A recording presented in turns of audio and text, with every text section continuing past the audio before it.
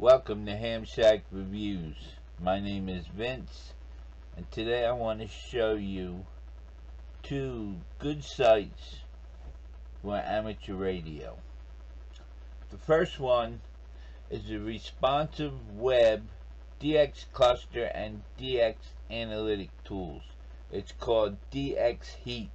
It's built for the serious, and I mean serious, DXers. Now, right here, you can search a call sign or you can go to the cluster. That's what we're going to do. And up here, you can either log in or you could sign up. I already signed up, so I'm going to log in and hit log in. And I'm in. Now, here's your DX cluster. They turn blue when they just add and then they fade out. Up here you got filters. Down here it shows you CW, phone. It shows you VHF, the bands. But the fun stuff's over here on this side.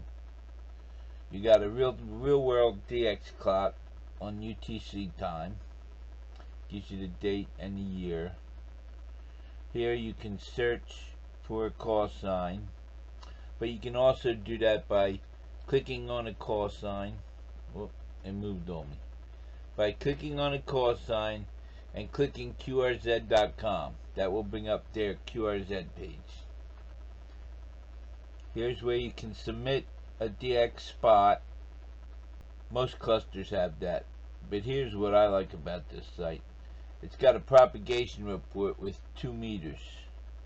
Now the meter on the left is the solar activity, the SFI number, which is 77 at the moment. See, we're in the red, which is kind of weak.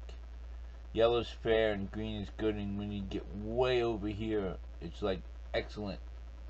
Excellent. This one over here is your K and your A. This covers your magnetic activity. And you can see that's all the way down in the green where it should be. Down here you have your, you can pick your continent, and then you have a thing showing with the bands. 20 meter is hot in Europe right now, and then a 6 meters is a little warm. 40 meters in Asia is warming up, and the white ones are just average or below average. And this chart is based on all the spots in the last 60 minutes. Now the second site I have for you today is lightningmaps.org. This is great to tell if you're going to get lightning in the area, to know how to protect your system. If you don't have a lot of money and you have elaborate systems with polyphasers on every feed line, then you really got to watch this. You can zoom into your area. Now mine showed the Americas because over here I'm set on America. You can set Europe, Oceania, America. On the map you can scroll in and you can move it where you want it. I'm going to make this a little bigger and move it down. Now I'm up here in New Jersey, right below New York. So down south of me I got this cluster with quite a few, and it looks like it's heading southeast, but I can't tell. It may be headed north, and I may have to worry in a little while, but I guess time will tell on that. Now you'll see these ones that have the red circle, they're the most recent, and if they have a white ring around them, like right there, see if I can find another one for you. Right there was 2 of them. That white ring means they just happened, and then as they get older they fade in color. You can also do some other stuff like find your participation. You can also do some other things like apps. You read the about page.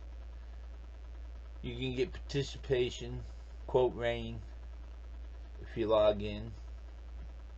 And it looks like here you got a color one. I just stick with this and go. I hope you find these 2 sites helpful. Maybe they'll enrich your ham life a little, or maybe they'll help you be a better DXer.